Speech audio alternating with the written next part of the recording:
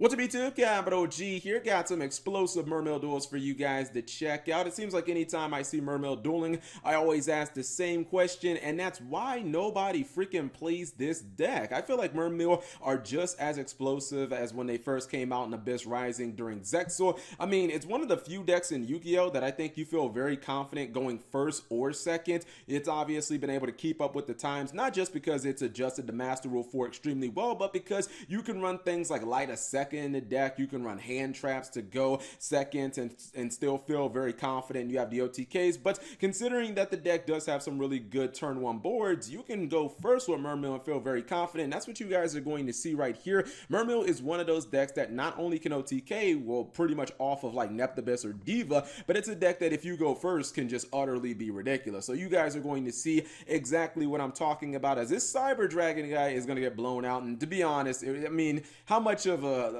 chance did he really have? He opened up 3 Galaxy Soldiers, so I'm not really sure that that's the ideal opening for Cyber Dragons. You probably don't want that. So you see right here, he gets Moulin Glacier, and now he's able to go for number 42. And you know, with the advent of Gumblar Dragon, Moulin Glacier has gotten even better, because not only can you just rip 2 cards out of your opponent's hand with Moulin Glacier, but then you double down with the Gumblar. You take 2 more cards from your opponent, and it's like, what exactly are they going to do after that? And you don't even really need the link spam. You see right here, he's only keeping a couple of link monsters on the field at a time, so this is not, you know, soul charge or anything like that's needed. And you can see he tops everything off with the copy of oh my goodness, I'm forgetting the name. Totally awesome. So now he has negation. I believe that, you know, Gumblar is going to be able to activate again as he summons from the deck. So your opponent thinks, I got 2 cards that, nope, you ain't got nothing, man. You're just gonna lose. Now, I believe that he doesn't have a battle phase here because he did lose his Moulin Glacier. So maybe that Monster Reborn will actually, nope.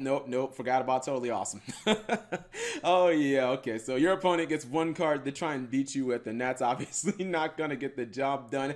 He does have to discard a card because of man, I think so many people don't realize that Gumblar Dragon is not optional. You have to activate the effect. I feel like people are going to actually lose because of that in the future. Like in the future, you just don't summon to a link zone. Just summon all the way over here. But I feel like that's a possibility for people to actually lose, because they have to discard cards in their hand and they don't realize that Gumblar is actually, like, it's not optional. But we got another duel.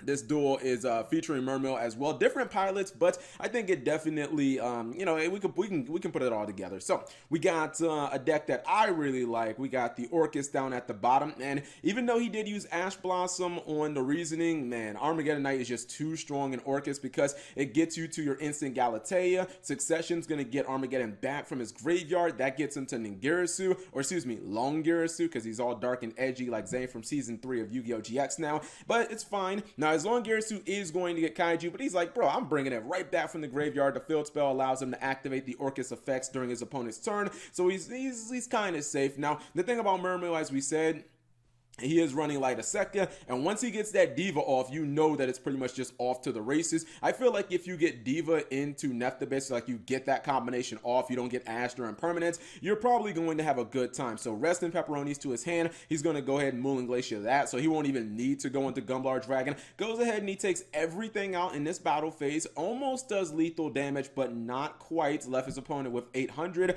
and now he's going to go for Ripodocus, and this is, I believe, to go into Summon Sorceress so that you can get your typing matched up. He has 2 7s on the field, so now he can potentially go for some link spamming, but we'll see where this one goes. I don't believe that he's going to make a Totally Awesome, but he is going to go a little bit of the the Ibli Corruptor route, so you know, might be trying to lock his opponent out, and I believe this is going to be a full extra link.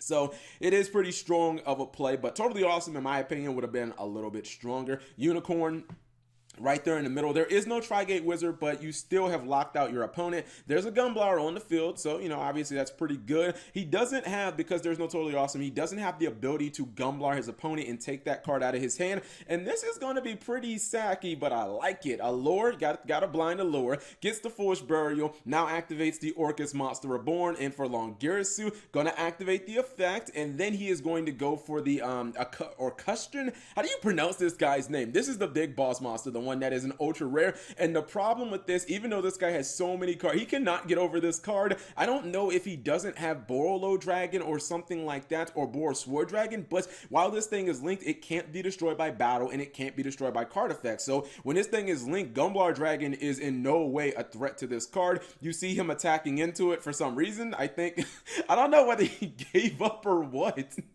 The Mermail player either gave up or was trolling or what, but oh, you know what? He only had 2 cards left in his extra deck. Okay, you know what? I'm going to say that those cards probably were not Borreload or Boar Sword Dragon, because either one of those should have been able to win him the duel, but without those 2 cards, just no chance of winning. So hopefully you guys enjoyed these duels. I still want to know why people don't play Mermail. Still seems like a really good deck, even though it did lose to Orcust in the final duel. I love Orcust, man. I feel like there's potential in that archetype. I would be so ecstatic if Orcust actually topped the YCS. Like, that would just make my day. Anyways, subscribe if you guys have not already. Turn on that notification bell for daily video, and check out these other videos that I know you enjoy.